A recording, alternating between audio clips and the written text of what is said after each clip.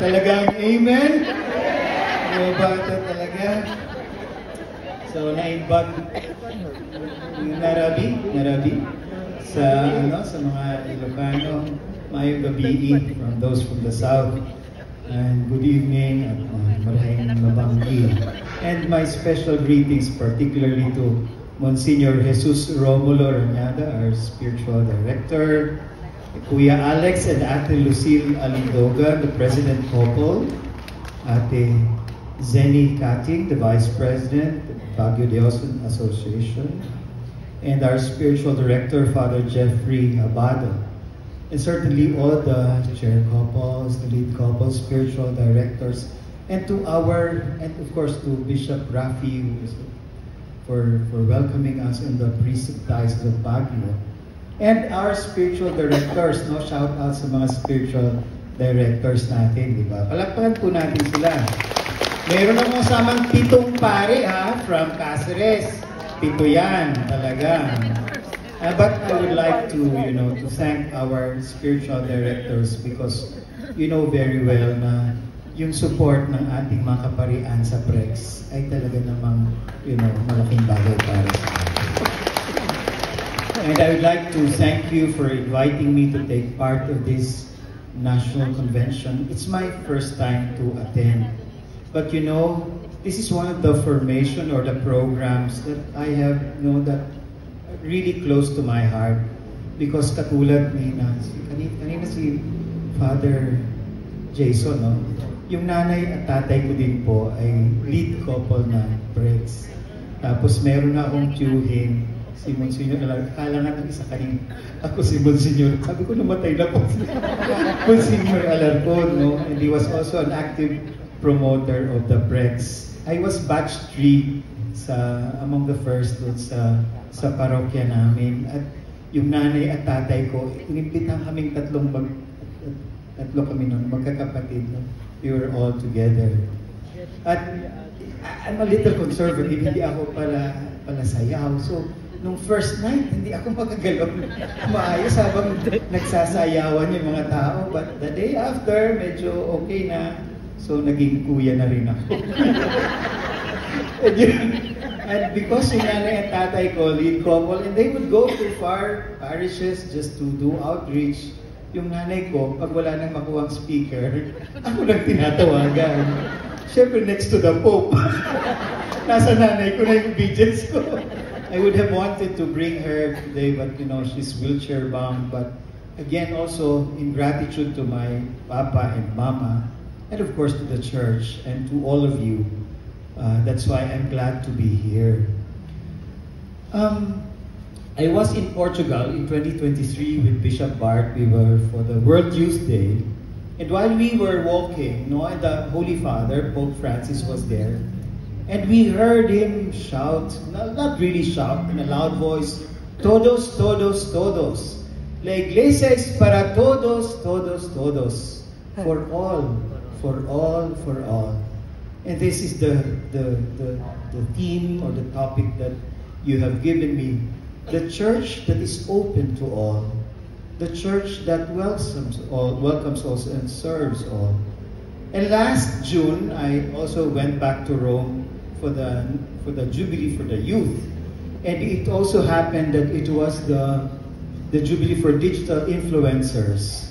So, tamang-tama. I'm the incoming chair for the social communication. So, naka-attend kami doon. And again, the people who were there, the MCs were saying all, "Todos, todos, todos. Tutti, tutti, tutti, tutti." In Italiano, tutti, tutti. In French, tous, tous, tous. Meaning, all, all, all. Alam niyo, sulit na yung mga sharing simula kahapon at hanggang ngayon, di ba? Sulit na, di ba? Amen? Amen. Nakikinig ako kanina, all throughout, I was listening, no?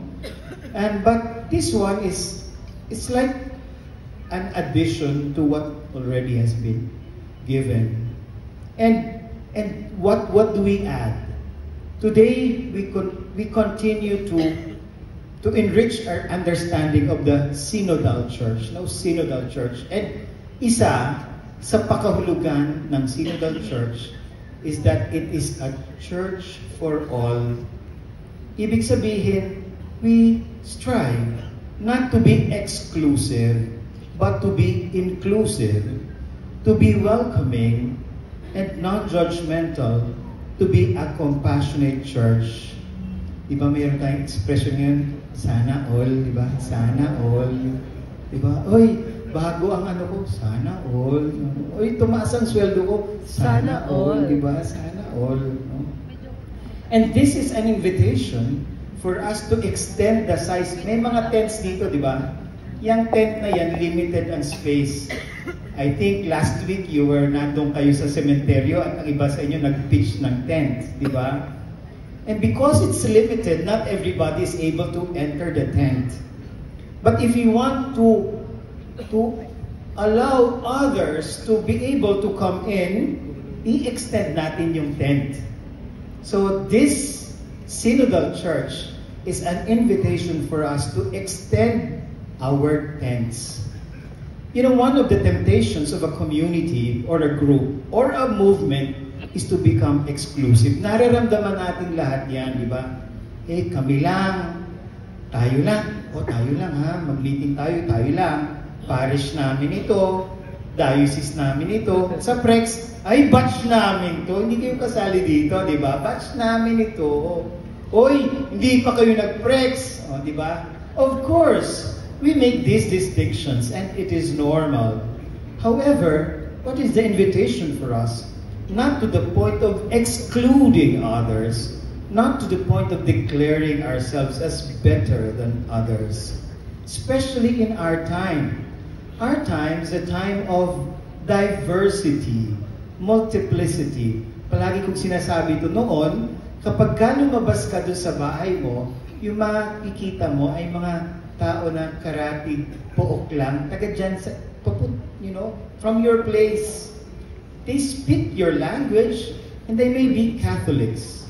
But in the 21st century, when you go out, kung ikaw ay taga Luzon, may galing Visayas, may galing Bicol, may galing Saudi Arabia, maybe. So, and of different backgrounds. What are we saying? In the 21st century, we live in a plural and multiple world, multiplicity, multicultural. Hindi nilang isang tinig, hindi nilang isang religion, hindi nilang isang pananaw. There is diversity and plurality. At sabi ko nga noon, kapag ka gusto mong maging artista, kailangan mo ng talent scout. Pero with social media, that has been democratized. Basta magaling kang sumayaw at marunong kang mag-TikTok at marunong kang mag-upload, you can become an artista, no? Eh, si Michael, sikat na artista yan. Pero talagang, you know, si Mike Enriquez. Di mo sinabi sana, nagpakilala din. Mike Enriquez. So, but you know, exclusion, when we exclude others, that results to forgetting the bigger community. And then when we say, tayo lang, then we lose sensitivity for others, especially those whom we marginalize. So marginalize, oy, kung kayo sa gilid, di kayo kasama. Kami ito, di ba? Then the attitude of being judgmental creeps in. And eventually, we become a closed community.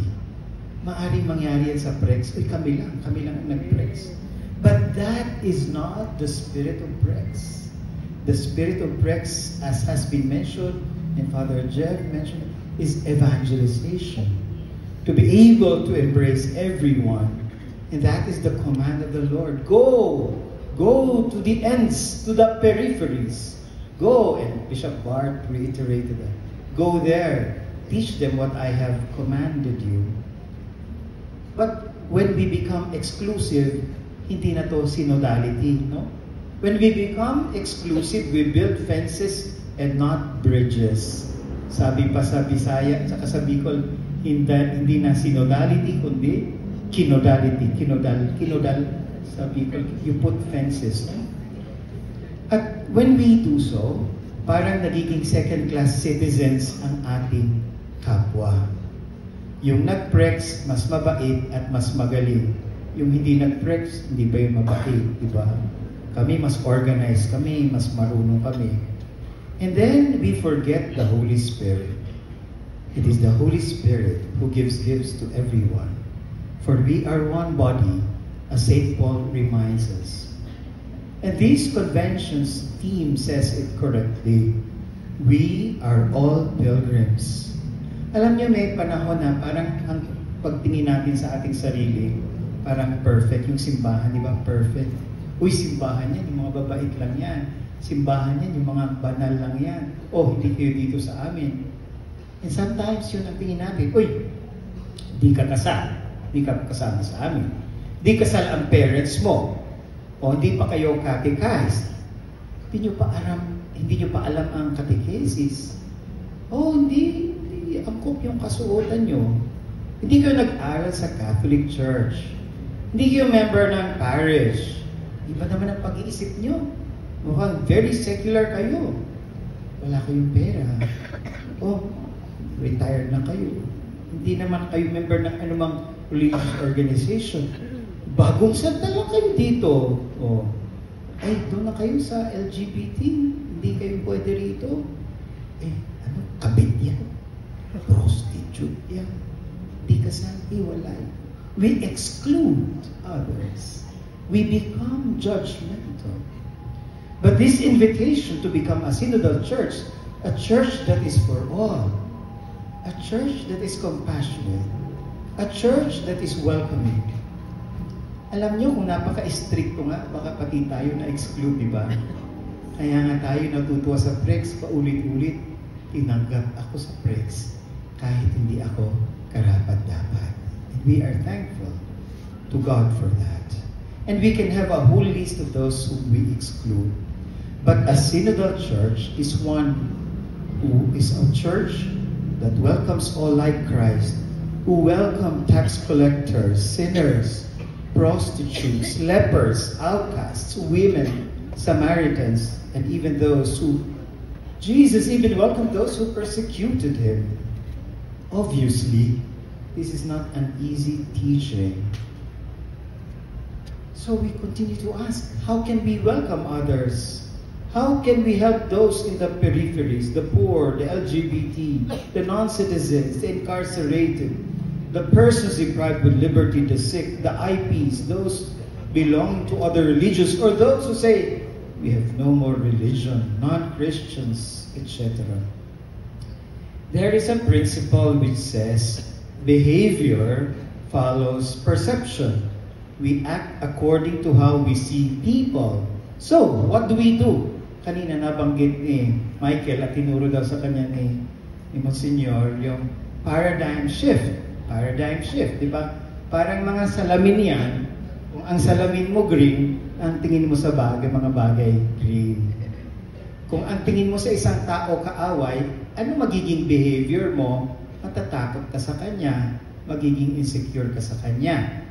Pero kung ang tingin mo sa isang tao, kaibigan at kapwa, katulad ng sinabi ni Father Jason, then you will treat the other person as kapwa.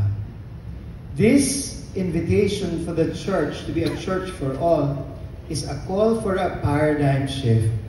Simbahan na hindi exclusive. Simbahan na hindi tayo-tayo lang. Simbahan na nagbubukas ng mga pinto. We need to realize that our brothers and sisters, they are co-pilgrims, and like us, they are not second-class citizens. They are not second-class Catholics. You may perhaps have heard the oft-repeated quote, the joys, the hopes and joys, the sufferings and pain of the people of this world are also the joys and pains, the sufferings and pains of the disciples of Christ. Anong ibig sabihin nito? Yung mga ini-exclude natin, o yung mga hindi natin iniintindi, o ayaw natin papasukin pa siguro, yung kanilang mga hopes and dreams, katulad din naman sa atin. At ngayon, di ba? Kapag ka merong bagyo, kapag ka merong earthquake, Kapag tinamaan tayo ng bagyo, Katoliko ka o hindi, pareho yung takot natin. Yes. Kapag tayo nasugatan, hindi iba yung dugo nila sa dugo natin. Uy, kami Katoliko pula, sa inyo green. Hindi ganyan. Thus, we are brothers and sisters. Even if they're not Catholics. And that is why, what do we do? Kapag ka merong calamity, hindi ba? Hindi tayo pumipili. Tutulungan ko sila, magpapadala kami ng tulong. At kahit na nga, at yun na nga ang sinasabi ni Jesus, kahit nga kaaway mo siya, pag nakita mong nangangailangan mo siya, He is your neighbor. That is the church for all. Kaya medyo umiiwas na tayo dun sa Katoliko sarado, di ba? Yung Katoliko sarado, yung tao po, ano yan? Sino kayo? Jehovah's Witness po kami. Ay, Katoliko sarado kami. Sinara. Hindi na tayo ganon. The true Catholic disciple of Christ opens the doors for brothers and sisters. We are brothers and sisters. And so, ano man yung pagtingin nila sa sarili nila, we welcome them. Because they too long to be seen, to be recognized, and accepted as brothers and sisters. They have long been alone, apart, misunderstood, unheard, unassisted. The minimum that we can do is to recognize them and welcome them. Sometimes, baka may kapatid ka o anak ka na sabi niya iba ang gender niya, ayaw mong kausapin. But the least that you can do is, to recognize, to accept the person. O kaya hindi sila kasal. O kaya they are in difficult situation. To recognize them. To respect them. So the first is a change of the way we paradigm shift, yung pagtingin natin sa kanila. At change din ang pagtingin natin sa simbahan. Yun ay nangyari na nang sinabi natin, ang simbahan ay hindi perfect society. Ang simbahan ay pilgrim church. Yun, pilgrim. Anong ibig sabihin ng pilgrim church? Tayo din na mga Katoliko, may mga weaknesses. May mga skeletons in the closet din tayo. Marami din tayong kinakatakot. Marami din tayong tinatago. Sugatan din tayo. We are pilgrims. At kung ano ang dinaranas ng mga kapatid natin, yun din ang dinaranas natin. And that is the pilgrim church. Hindi yan yung simbahang nakataas. O, kayo nandyan, kami ito, perfect. Hindi. Siya ang simbahan na lumapag. Hindi naman talaga lumapag. Nandun talaga tayo. We are walking this valley of tears. At kahit ako, Bishop, wala akong maipagmamalaki. I am no better. I am no holier. I am one with you. I too am a pilgrim. I too am afraid. I too am weak. I too have my own failings. That is a pilgrim church. Pare-pareho tayo. And that is why we are called to embrace and accept all. So ang una, paano natin ma-welcome yung mga kapatid natin? Yung pagbabago ng pagtingin. Kanina nabanggit, let us consider them as kapwa. Katulad din yung kay Bishop Bart, di ba? At yung mga sharers natin kanina. So that's the first. Ang pangalawa ay hindi lang na tingnan natin sila, that we recognize them, but also to listen to them. Paulit-ulit, listen to them.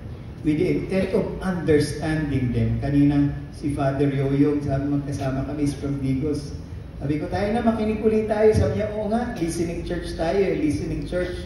So nakikinig. Amazing yung mga sharing kanina ni si Kuya Clyde. Clyde, and Ate Melo. Oh, wow, really? Talagang yung sharing nila, di ba? Talagang from their experiences, we've learned a lot. And to listen to them with trust and openness, and to engage them into conversation and dialogue. In the synodal church, ako personally, paano po tayo, Bishop, magiging synodal? Para sa akin, ang isa na maaari natin gawin at i-practice natin yung pakikipag-usap, dialogue. Diba kanina sabi ni, yun naman ang dynamics talaga natin eh. Pakiramdaman tayo, diba? Hindi natin kinakausap kahit galit na, okay lang. Nakasmile ka pa, kumusta? Okay lang, no? You know, that smooth interpersonal relationship, kahit nag-aaway na kayo, at kahit masakit ang loob mo, di mo sinasabi. But I think we have to dig deep into conversations. Ano pa talagang nararamdaman mo? Kumusta ka ba? Did I do something wrong? In our families, alam nyo, bihira tayo mag-usap sa table, di ba? Pag nag-usap tayo, yung problema, yung bayaran sa tubig, pero yung, kumusta ka anak? May problema ka ba? Ano bang may tutulong ko? Even in our own families, sometimes we tend to exclude, no, yung mga difficult conversations. Yun sa loob na nga ng pamilya. Paano pa sa workplace? Paano pa doon sa ating barangay? Paano pa doon sa ating parokya? Etc. Thus, we need to provide spaces and places, opportunities, when these, our brothers and sisters, can speak, can express their sentiments and ideas where they will not be judged. Pag tinanong mga kabataan ngayon, ano gusto nyo? Gusto namin po yung hindi kami i-judge. And let us provide spaces for this. You know, in many meetings, because I've been into organizations, in many meetings that I've attended, mabibilang mo lang yung meeting na synodal. Pag hindi synodal, ang nagsasalita lang dyan yung presidente, yung secretary, at kung sino yung malakas ang tingin. Bihira yung mga meetings, si ano galing sa malayo, pakinggan naman natin. Si ano, bihira nating mapakinggan. We need to exert effort. Talagang magbibigay tayo. And we need to recognize them. Sina ano, galing pa to sa malayo. Let us listen to them. Sina ano, bihira itong makapag-participate. Oftentimes, kung sino may tinig, kung sino malakas ang boses, yun lang ang naririnig. And even in our own families, to give space to those who have, you know, who have no voice, we really have to be purposive. Di ba? Kahit nga sa Christmas party ninyo, kapag hindi mo tinawag yung isa, hindi yan magpa-participate. Ang magpa-participate, yung palagi lang. Pero meron diyang ilan, palagi lang nasa gilid. Ang feeling nila, hindi naman kami. But they will comply. Nandun tayo sa situation. But to be a church for all, a synodal church, is really to be purposive. And that is the example of Jesus. He puts those at the margins towards the center. But that is not the norm of our society. But the Lord, He said, I have come to seek those who are lost. So, dear brothers and sisters, this means listening to them, to their questions, to their doubts and their opinions. Even if we do not agree with them, to treat them with respect. And we have to be honest that many times we do not have answers yet. To listen is not always to have the answers. And to acknowledge that in their questions and doubts, we may find light. The Brex family can do or continue to reach out through social action work, through material assistance, by providing information to these marginalized brothers and sisters. Todos. Still very big and wide. Siyempre, pag sinabing lahat, ang lawak naman talaga. Diba? Hirap naman. Pero ang sabi ni Mother Teresa, kapag hindi natin kayang yapusin ang lahat, embrace one or two, there begins to change. To listen, to discern, and journey with them. Hirap mga bishop, hindi talaga siya maintindihan. Just listen to them. Discern. Journey. Ibig sabihin ng journey with them, hindi naman ikaw magbibigay ng solution sa lahat ng problema nila eh. Samahan mo lang sila. Yung mga kabataan, yung mga younger generations, yung feeling excluded, just recognize them and be with them. Then we become a church for all. So that is the second, no? That is the heart that listens. And the third is, it is not simply to desire to welcome them, not only to talk to them, but to secure their place, their name, and participation, but also to act. Maraming beses gusto natin, pero wala tayong ginagawa. Parang, alam mo, Father, gusto kong matuto ng gitara. Hinawakan mo rin yung gitara, hindi pa ho. Gusto ko pong lumangoy. Nag-dive ka na ba sa tubig? Hindi pa ho. We want to be synodal. In-involve mo na ba sila? Binigyan mo ba sila ng participation? Hindi. Let us provide spaces, opportunities for participation. Let us provide spaces. Bigyan natin sila ng role. Diba? Yung mga feeling excluded, bigyan natin sila ng role, system of support, open the doors for them. Isama sa calendar natin, sa calendar ng simbahan, sa calendar ng parokya, o sa calendar ng Prex family. Hanggat hindi natin isinasama, wala pa tayong ginagawa. To engage them, ask them to play a role, seek their contribution. O baka meron kayong may bibigay. Baka meron kayong magagawa. They would be happy that they are recognized, and we might be surprised. Ito pala ang kaya nilang gawin. To lend them a hand, ask them what they need, to offer help, assistance, advice, material support, and certainly to continue to have patience to listen to them, to appreciate, even if they seem not to meet our standards, and not simply to dismiss and ignore them. There are 1,000 ways we can explore, we can do to reach out to our brothers and sisters at the margins. Bishop Bart has given us an example in his homily. In the sharing of Kuya Clyde and Ate Melo, our stories, they were before excluded, di ba? But somebody, a Kuya and an Ate, reached out to them. And then suddenly, they find themselves within the center. In this aspect, dear brothers and sisters, we need to take risks. We usually hesitate because this demands going out of our comfort zones, doing the unthinkable. Remember Jesus when he talked to the woman, when he talked to the tax collectors and sinners, when he forgave the adulterous woman, when he asked the children to be brought to him, when he was criticized for eating with sinners and drunkards. He was criticized. But these were bold steps, and that showed Jesus, the Good Shepherd, who looks for the sheep. Mga kuya, mga ate, our God is one, in a manner of speaking, who takes risks because He loves us. Diba? Yung Panginoon natin, He takes risks for us. He gives His life for us.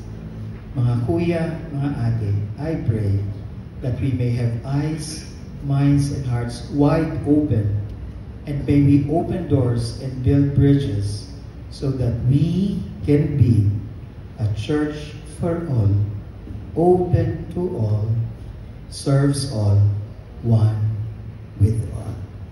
Thank you for your patience.